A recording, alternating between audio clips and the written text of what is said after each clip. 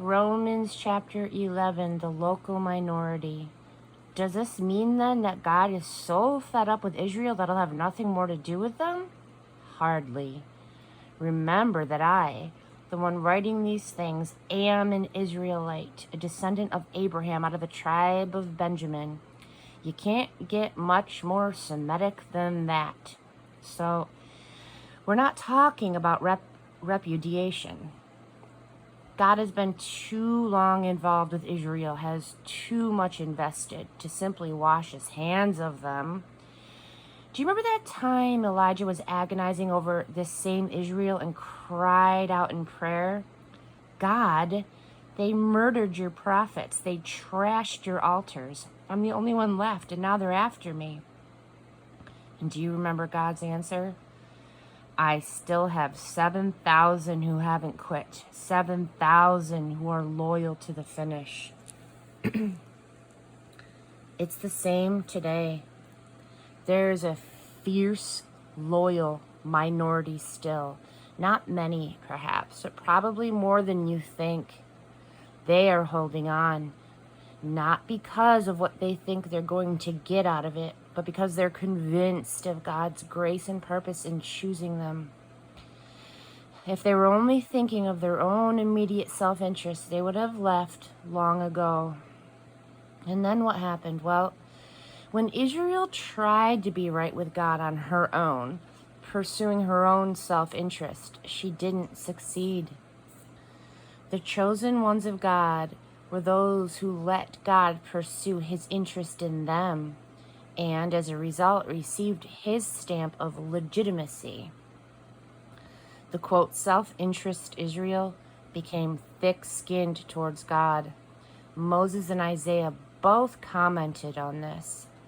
Fed up with their quarrelsome, self-centered ways, God blurred their eyes and dulled their ears, shut them in on themselves in a hall of mirrors. And they're there to this day. David was upset about the same thing. I hope they get sick eating self-serving meals, break a leg walking their self-serving ways. I hope they go blind staring in their mirrors, get ulcers from playing at God. Pruning and grafting branches. The next question is, are they down for the count? Are they out of this for good? And the answer is a clear-cut no. Ironically, when they walked out, they left the door open and the outsiders walked in. But the next thing you know, the Jews were starting to wonder if perhaps they had walked out on a good thing. Now, if their leaving triggered this worldwide coming of non-Jewish outsiders to God's kingdom, just imagine the effect of their coming back. What a homecoming. But I don't want to go on about them. It's you, the outsiders, that I'm concerned with now. Because my personal assignment is focused on the so-called outsiders, I make as much of this as I can when I'm among my Israelite kin, the so-called, quote, insiders, hoping they'll realize what they're missing and want to get in on what God is doing. If their falling out initiated this worldwide coming together, their recovery is going to set us something even better, a mass homecoming. If the first thing the Jews did, even though it was wrong for them, turned out for your good, just think about what's going to happen when they get it right. Behind and underneath all this, there is a holy, God-planted, God-tended root.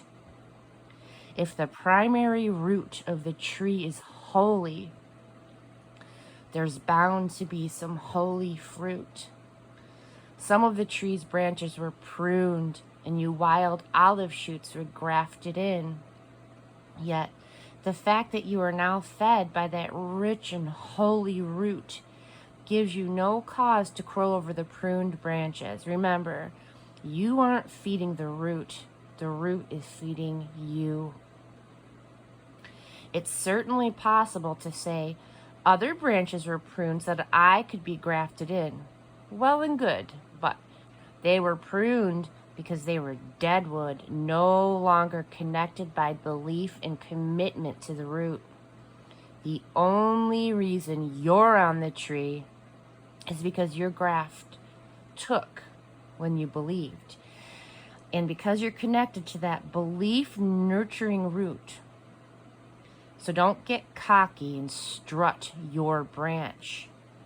Be humbly mindful of the root that keeps you lithe and green. If God didn't think twice about taking pruning shears to the natural branches, why would he hesitate over you?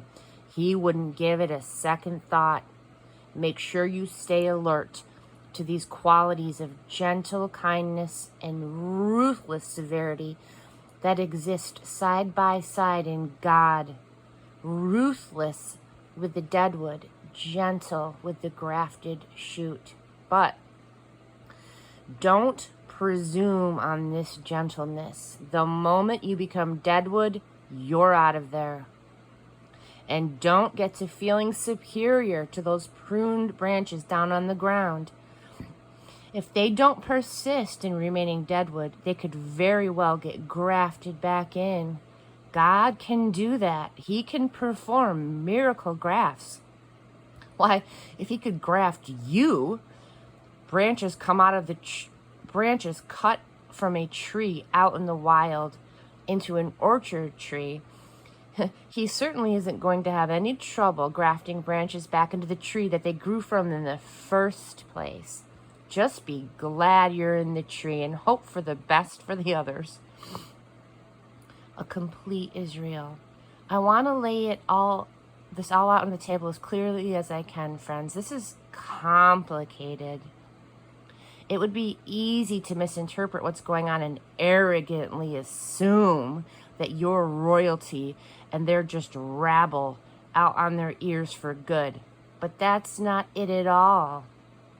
This hardness on the part of the insider Israel towards God is temporary.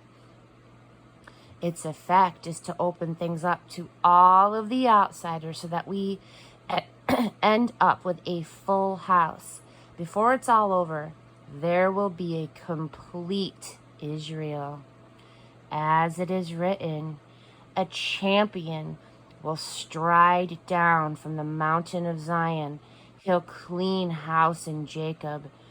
And this is my commitment to my people, removal of their sins.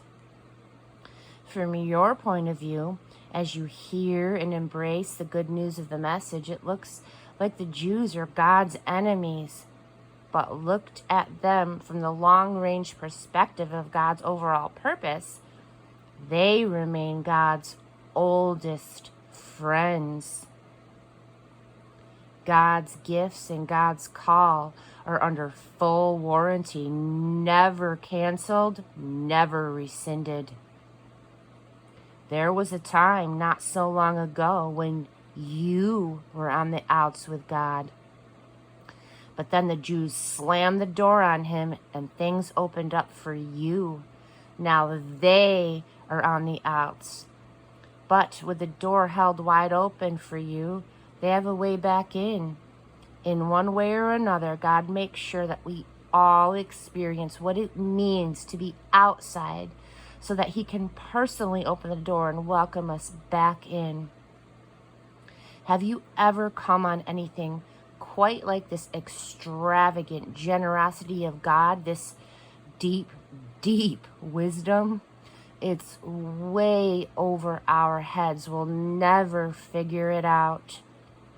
Is there anyone around who can explain God? Anyone smart enough to tell him what to do? Anyone who has done him such a huge favor that God has to ask his advice? No, everything comes from him, and everything happens through him. Everything ends up in him. Always glory, always praise. Yes, yes, yes.